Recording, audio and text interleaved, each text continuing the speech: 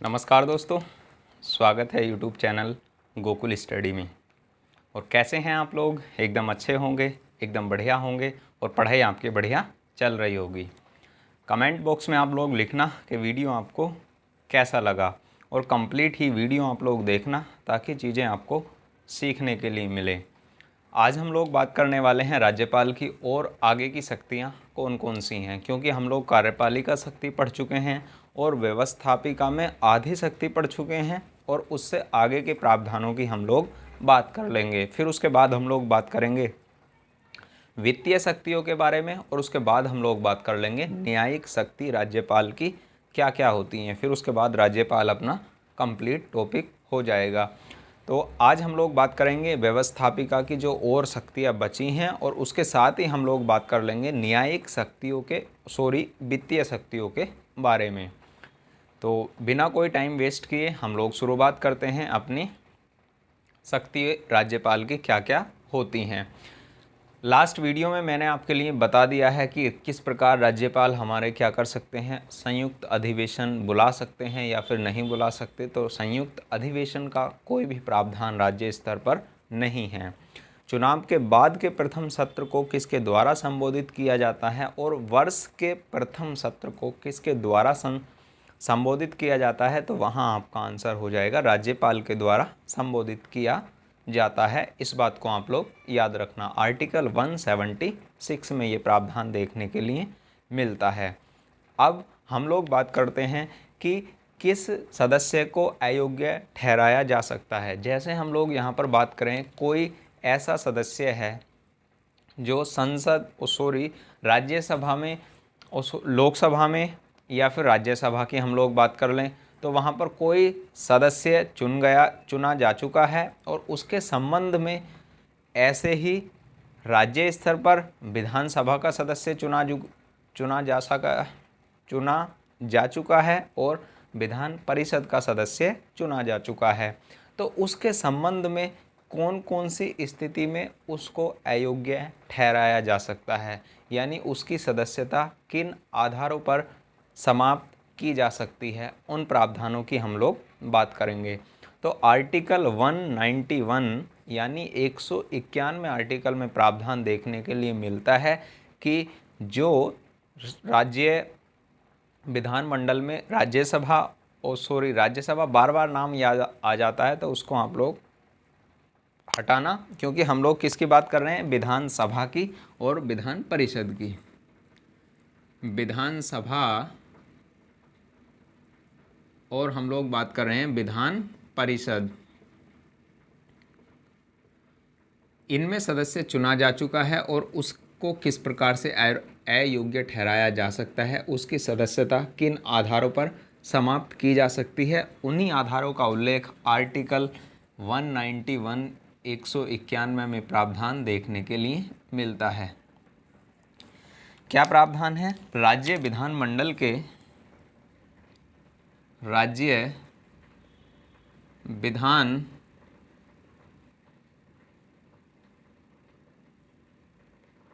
विधानमंडल के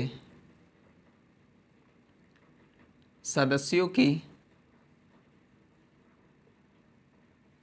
अयोग्यताओं का उल्लेख है।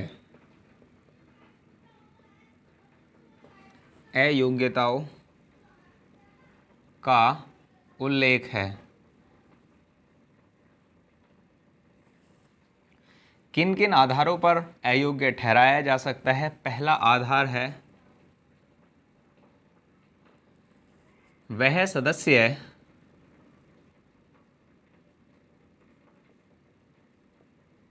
लाभ का पद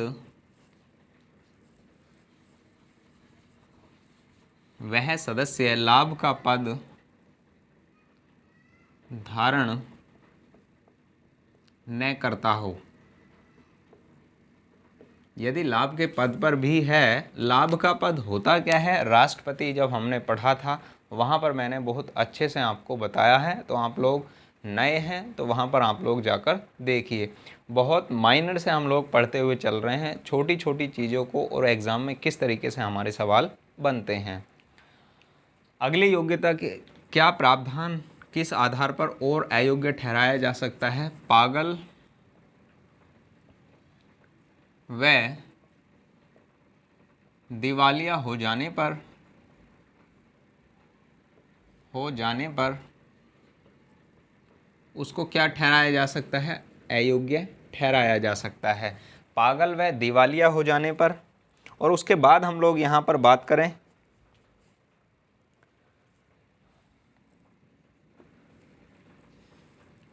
मानसिक रूप से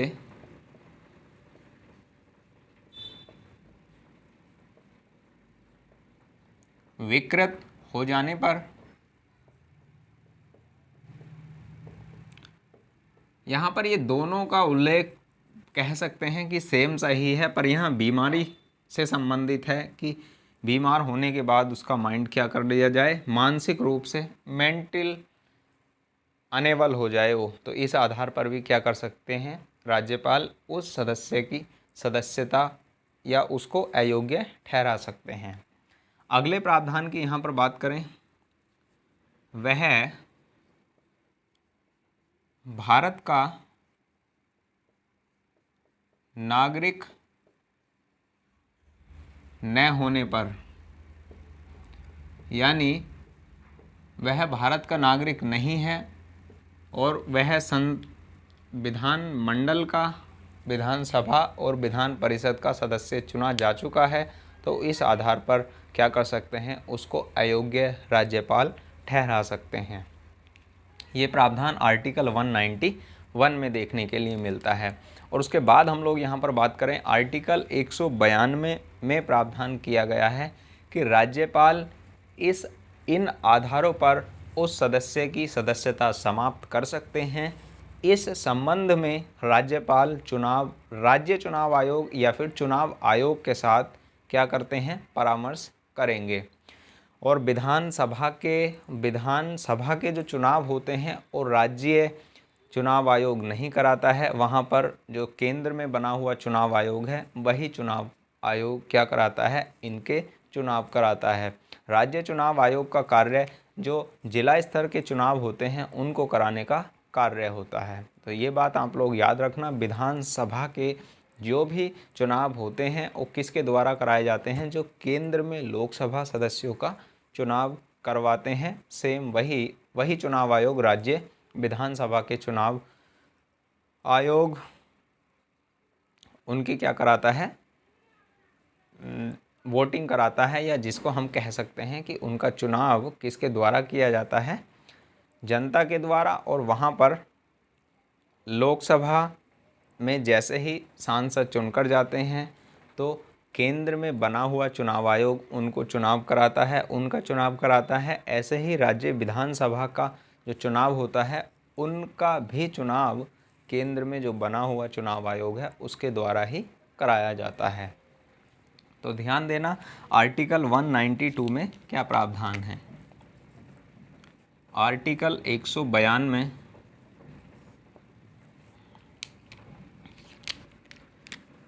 इन आधारों पर, कौन से आधारों पर, जो ऊपर लिखे हैं, इन आधारों पर राज्यपाल किसी भी सदस्य की सदस्यता समाप्त कर सकते हैं।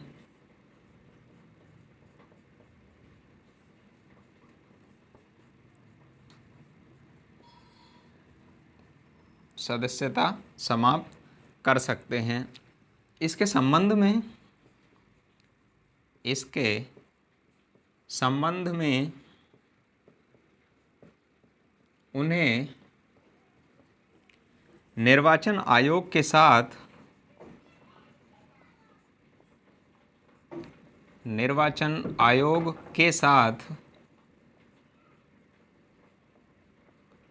परामर्श करना होता है। यहाँ पर ये प्रावधान देखने के लिए मिलता है कि इन आधार पर क्या कर सकते हैं, अयोग्य ठहरा सकते हैं। और किसके साथ परामर्श करते हैं, निर्वाचन आयोग के साथ परामर्श राज्यपाल के द्वारा किया जाता है, ये प्रावधान यहाँ पर देखने के लिए मिलता है। इसका आप लोग स्क्रीनशॉट लीजिए, फिर हम लोग बात करते हैं आगे प्रावधानों की।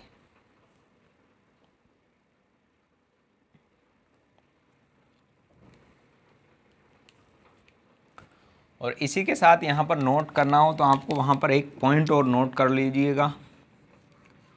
यदि किसी सदस्य ने दल को परिवर्तित कर लिया है तो उसके संबंध में कोई राज्यपाल की भूमिका है या फिर नहीं, तो इस बात को आप लोग याद रखना। दल बदल के संबंध में राज्यपाल की कोई भूमिका नहीं होती है। बहुत मोस्ट और इम्पोर्टेंट पॉइंट है।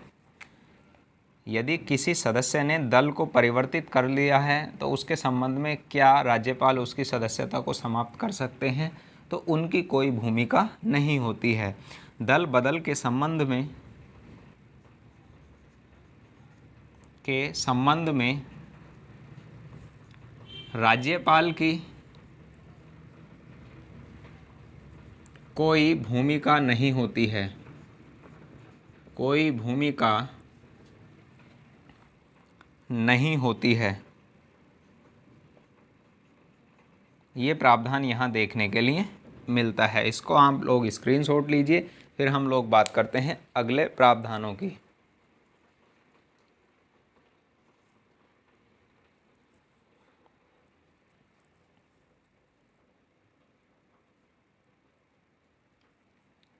लिया होगा आपने स्क्रीनशॉट।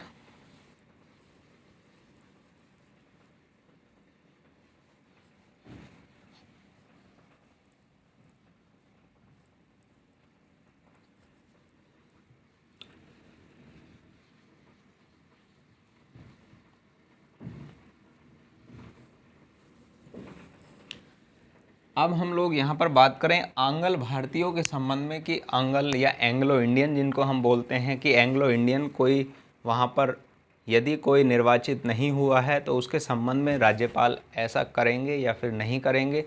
तो राज्यपाल आर्टिकल 333 यानी 333 आर्टिकल में ये प्रावधान दिया गया है कि जो विधानसभा में आंग्ल भारतीय का प्रतिनिधित्व नहीं हुआ है तो उसके लिए राज्यपाल एक आंग्ल भारतीय को कहाँ पर नियुक्त करेंगे, विधानसभा में नियुक्त करेंगे।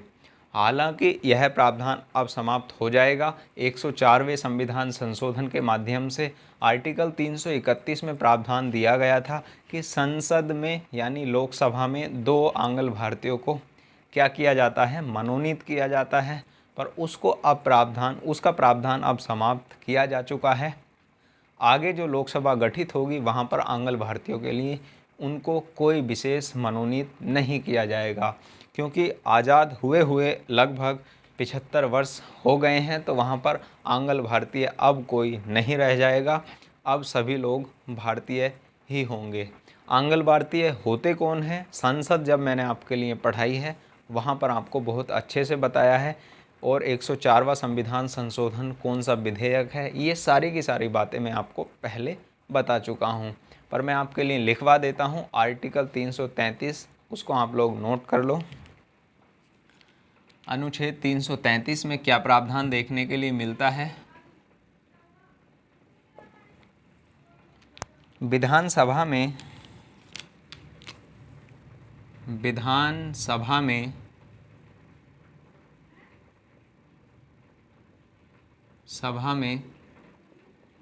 एक भी आंग्ल भारतीय का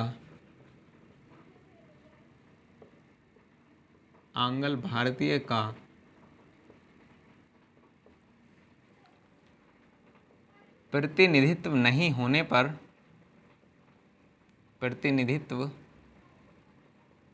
होने पर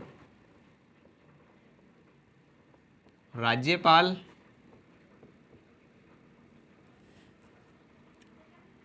एक एंग्लो इंडियन को या आंग्ल भारतीय को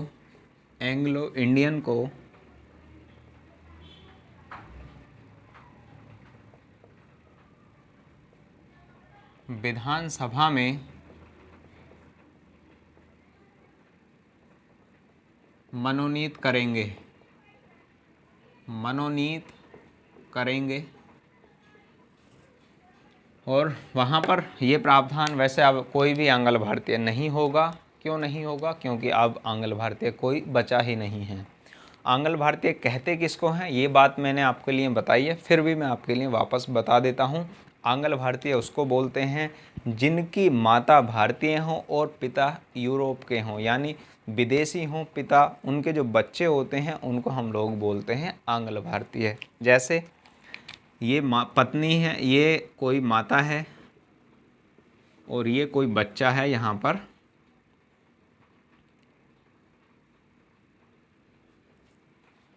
और यहाँ पर उसके पिता हैं, और माता कहाँ की हैं? भारतीय हैं माता, इंडियन हैं, और पिता कहाँ के हैं? यूरोप के हैं, विदेशी हैं पिता। तो इनके द्वारा जो प्राप्त संतान है ये क्या कहलाएगी? ये कहलाएगी एंग्लो इंडियन या फिर आंग्ल भारतीय। तो ऐसी कोई भी संतान नहीं बची है। अब जो इनकी संतान होंगी आगे, वो सब कैसी हैं? वो सब भारतीय हैं, इंडियन हैं। तो इनके लिए कोई भी विशेष प्रावधान नहीं है, केवल इनको इंडियन मानकर ही क्या किया जाएगा? इनके साथ बिहेव किया जाएगा। ये जो संतानें हैं अब ये कैसी हैं? भारतीय हैं। तो अब हम लोग बात करते हैं नेक्स्ट अगले प्रावधानों की, कि राज्यपाल विधान परिषद में उनकी कुल सदस्य संख्या का 1/6 भाग विधान परिषद में मनोनीत करते हैं। तो उसके बारे में कहाँ प्रावधान देखने के लिए मिलता है, उसकी बात करते हैं हम लोग।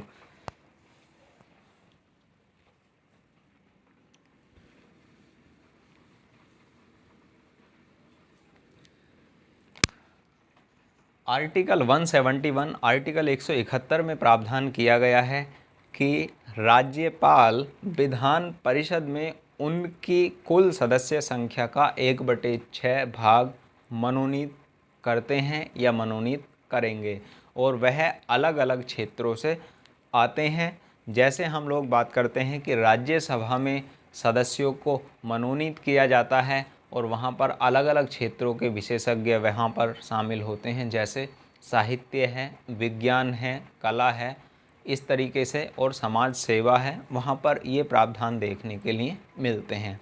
ऐसे ही प्रावधान यहाँ पर देखने के लिए मिलते हैं।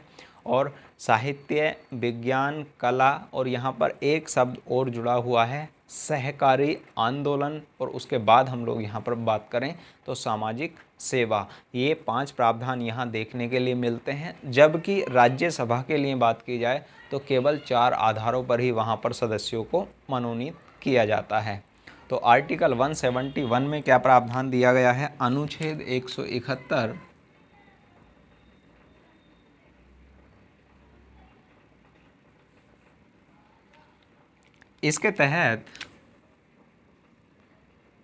इसके तहत राज्यपाल विधान परिषद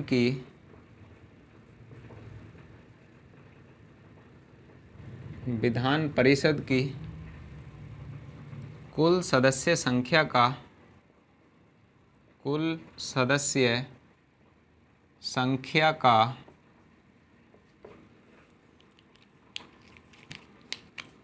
1/6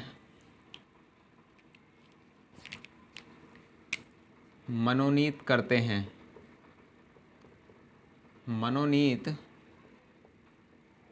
हैं, जो कि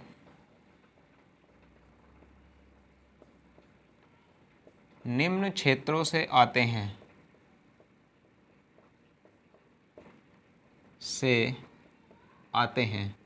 कौन कौन से क्षेत्र हैं वो, उनका मैं आपके लिए नाम लिखता हूँ यहाँ पर। सबसे पहला है साहित्य, दूसरा है विज्ञान, तीसरा है कला, खेल कूद जिसको हम बोलते हैं, और चौथा है यहाँ पर सहकारी आंदोलन। और इसी के साथ यहाँ पर बात करें हम लोग, 5वां प्रावधान है सामाजिक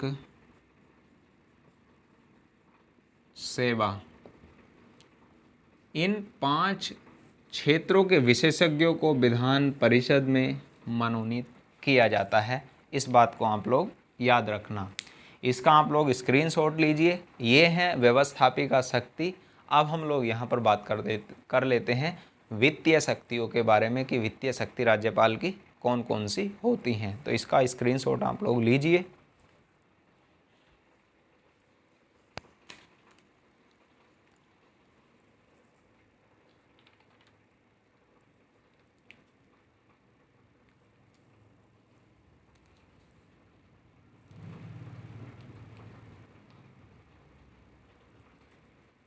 लिया होगा आपने स्क्रीनशॉट।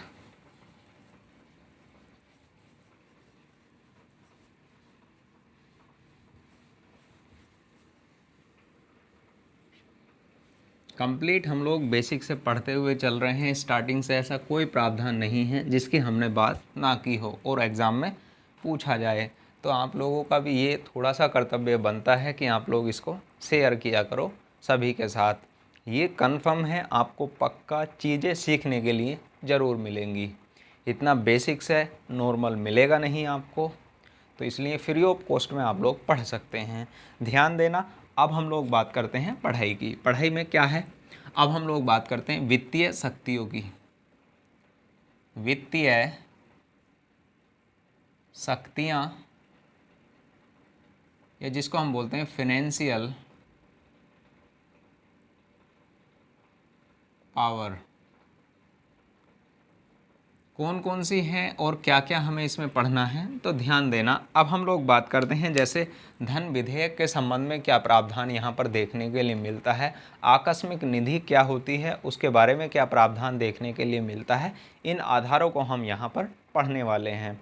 तो आर्टिकल नंबर हम लोग बात करते हैं किसकी, आर्टिकल 199 यानी 199 की हम लोग यहाँ पर बात करें तो यहाँ क्या प्रावधान देखने के लिए मिलता है। तो इसमें प्रावधान 199 आर्टिकल में किया गया है कि जो धन विधेयक होता है उसको परिभाषित किया गया है और राज्यपाल की अनुमति से ही धन विधेयक को विधानसभा में क्या किया जाता है, पेश किया जाता है। जैसे हम लोग बात करते हैं धन विधेयक आर्टिकल 110 में लोकसभा के लिए दिया गया है कि लोकसभा अध्यक्ष या फिर राष्ट्रपति, जिसको हम बोलते हैं राष्ट्रपति की अनुमति से लोकसभा में क्या किया जाता है, उसको प्रस्तुत किया जाता है। तो सेम आर्टिकल 199 में यहाँ प्रावधान देखने के लिए मिलता है कि धन विधेयक क्या है उसको परिभाषित किया गया है और उसी के साथ जो विधानसभा होती है राज्यपाल की अनुमति से ही विधानसभा में उस विधेयक को रखा जाता है। क्या होते हैं धन विधेयक, वित्त विधेयक क्या है। राज्यसभा जब मैंने आपके लिए पढ़ाई हैं, लोकसभा मैंने आपके लिए पढ़ाई हैं, वहाँ पर मैंने आपको कंप्लीट बढ़िया से समझा दिया था, तो उनको आप लोग वहाँ पर जाकर देखिए। अब हम लोग यहाँ पर बात करते हैं इसमें धन विधेयक को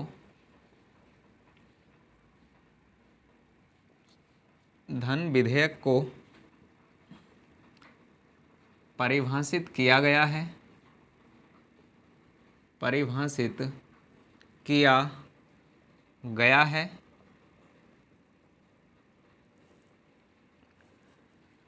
धन विधेयक को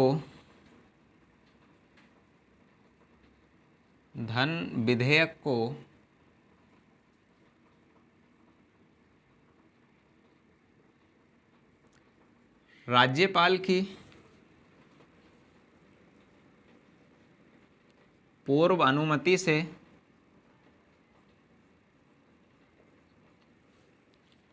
विधानसभा में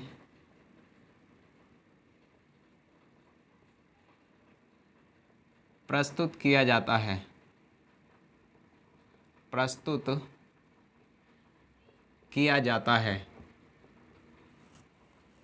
ये प्रावधान यहाँ पर देखने के लिए मिलता है कि धन विधेयक है क्या, उसको परिभाषित किया गया है और धन विधेयक को विधानसभा में किसकी पूर्व अनुमति से रखा जाता है, राज्यपाल की पूर्व अनुमति से रखा जाता है। अब हम लोग यहाँ पर बात करते हैं आकस्मिक निधि की। तो आर्टिकल 267 में वहाँ पर दिया गया है आकस्मिक निधि के बारे में। क्या होती है आकस्मिक निधि, उसकी हम लोग यहाँ पर बात करेंगे अभी। 267 आर्टिकल 267, इसमें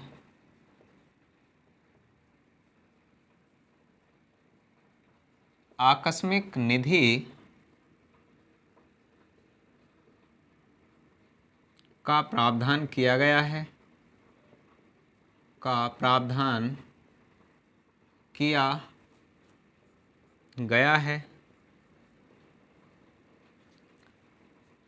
आकस्मिक निधि का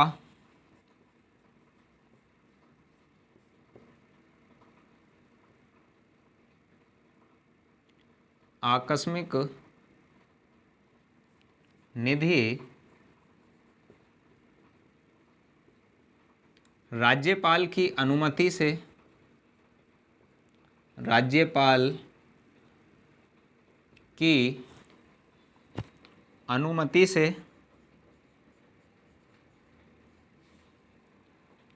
ली जाती है।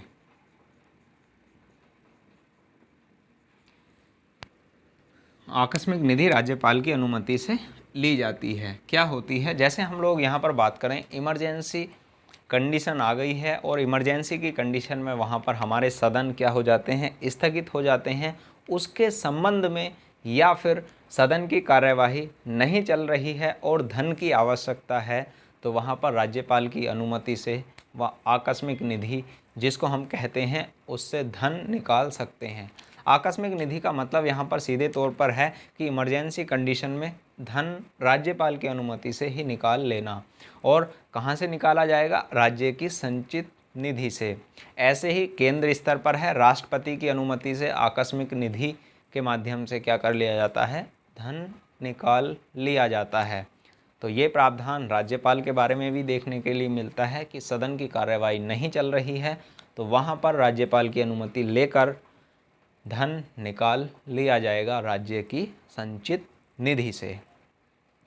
ये प्रावधान यहाँ देखने के लिए मिलता है। अब हम लोग यहाँ पर बात करते हैं कि राज्यपाल राज्य स्तर पर राज्य वित्त आयोग का गठन करेंगे, तो वहाँ वह प्रावधान किस आर्टिकल में देखने के लिए मिलता है, इसका आप लोग स्क्रीनशॉट लीजिए, फिर हम लोग बात करते हैं उस प्रावधान की।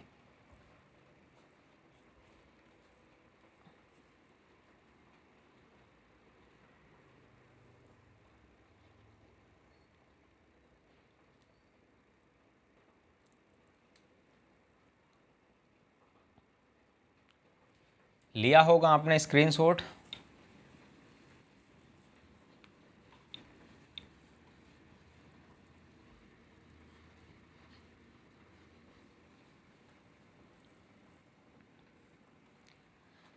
तो आर्टिकल नंबर जब हम लोग पढ़ेंगे 243 आई, आर्टिकल 243 आई तथा आर्टिकल 243 वाई, जिसे किस 74वें संविधान संशोधन के माध्यम से, जिसे 74वें संविधान संशोधन के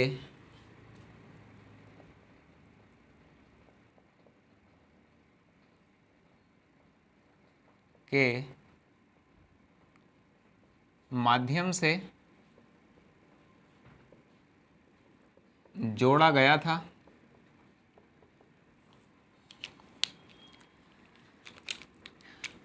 इसके तहत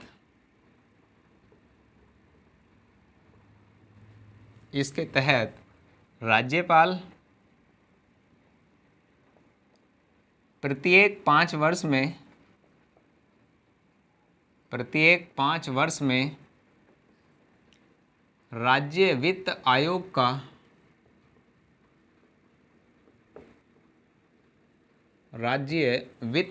का गठन करेंगे। ये प्रावधान यहाँ पर देखने के लिए मिलता है। आर्टिकल 243 आई में प्रावधान देखने के लिए मिलता है राज्य वित्त आयोग का, कि राज्यपाल प्रत्येक 5 वर्षों में राज्य वित्त आयोग का गठन करेंगे। और इसी के साथ यहाँ पर प्रावधान देखने के लिए मिलता है आर्टिकल 243I में ही कि राज्यपाल राज्य वित्त आयोग को राज्य वित्त आयोग से अलग भी कार्य सौंप सकते हैं। ये भी आर्टिकल 243I में देखने के लिए मिलता है। तो क्या प्रावधान है उसको भी आप लोग साथ के साथ नोट कर लेंगे। आर्टिकल 243I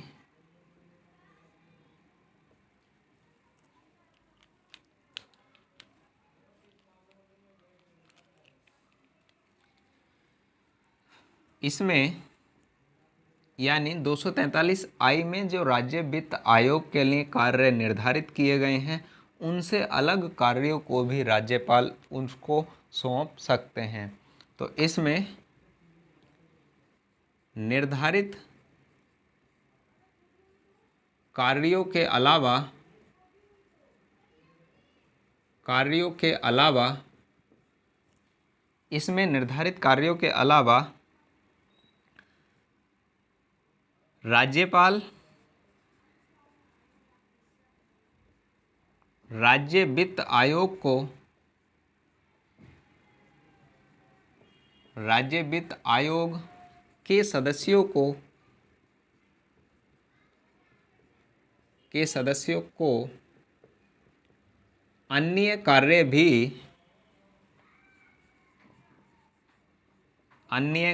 भी सौंप सकते हैं। ये प्रावधान यहाँ पर देखने के लिए मिलता है कि अन्य कार्य भी सौंपे जा सकते हैं राज्यपाल के द्वारा राज्य वित्त आयोग के सदस्यों को।